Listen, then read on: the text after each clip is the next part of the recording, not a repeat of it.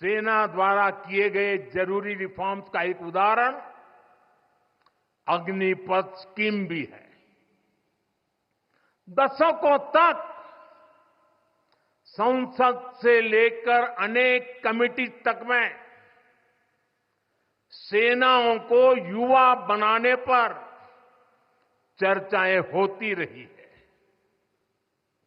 भारत के सैनिकों की औसत आयु, एवरेज एज, ग्लोबल एवरेज से ज्यादा होना,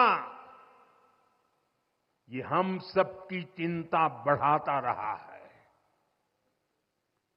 इसलिए ये विषय बरसों तक अनेक कमिटियों में भी उठा, लेकिन देश की सुरक्षा से जुड़ी इस चुनौती के समाधान की पहले इच्छा शक्ति नहीं दिखाई गई। शायद कुछ लोगों की मानसिकता ही ऐसी थी कि सेना मतलब नेताओं को सलाम करना, परेड करना। हमारे लिए सेना मतलब 140 करोड़ देशवासियों की आस्था। हमारे लिए सेना मतलब 140 करोड़ देशवासियों की शांति की गारंटी। हमारे लिए सेना मतलब देश की सीमाओं को सुरक्षा की गारंटी। अग्निपथ योजना के जरिए देश ने इस महत्वपूर्ण सपने को एड्रेस किया है। अग्निपथ का लक्ष्य सेनाओं को युवा बनाना है। अग्निपथ का लक्ष्य सेनाओं को युद्ध के लिए निरंतर योग्य बनाए रखना है। दुर्भाग्य से राष्ट्रीय सुरक्षा से जुड़े इतने संवेदनशील विषय को कुछ लोगों ने राजनीति का विषय बना दिया है। कुछ लोग सेना के इस रिफॉर्म पर भी अपने व्यक्तिगत स्वार्थ में झूठ की राजनीति कर रहे हैं। ये वही लोग हैं जिन्होंने सेनाओं में हजारों करोड़ के घोटाले करके हमारी सेनाओं को कमजोर किया।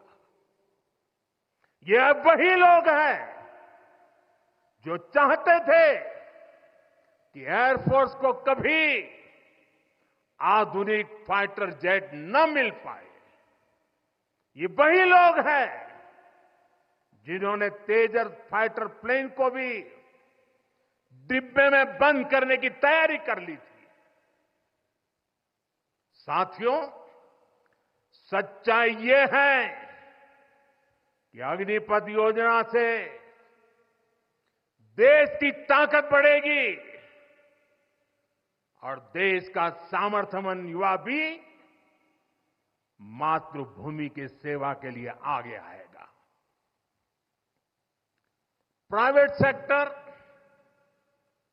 और पैरामिलिट्री फोर्सेस में भी अग्निवीरों को प्राथमिकता देने की घोषणाएं की है। मैं तो हैरान हूं, कुछ लोगों की समझ को क्या हुआ है, उनकी सोच को क्या हो चुका है। ऐसा भ्रम फैला रहे हैं कि सरकार पेंशन के पैसे बचाने के लिए ये योजना लेकर आई है। मैं जरा ऐसे लोगों की सोच से शर्म आती है, लेकिन मैं ऐसे लोगों से पूछना चाहता हूं, जरा कोई मुझे बताए, आज मोदी के शासनकाल में जो भर्ती होगा, क्या आज ही उसको पेंशन देना है क्या? उसको पेंशन देने की नौबत 30 साल के बाद आएगी। और तब तो मोदी 105 साल का हुआ होगा और तब न भी मोदी की सरकार होगी। क्या मोदी जब 105 साल का होगा, 30 साल के बाद जो पेंशन बचेगा उसके लिए मोदी ऐसा राजनीतिक है जो आज गाली खाएगा? क्या तर्क दे रहे हैं? लेकिन साथियों, मेरे लिए दल नहीं, देश सर्वोपरि है।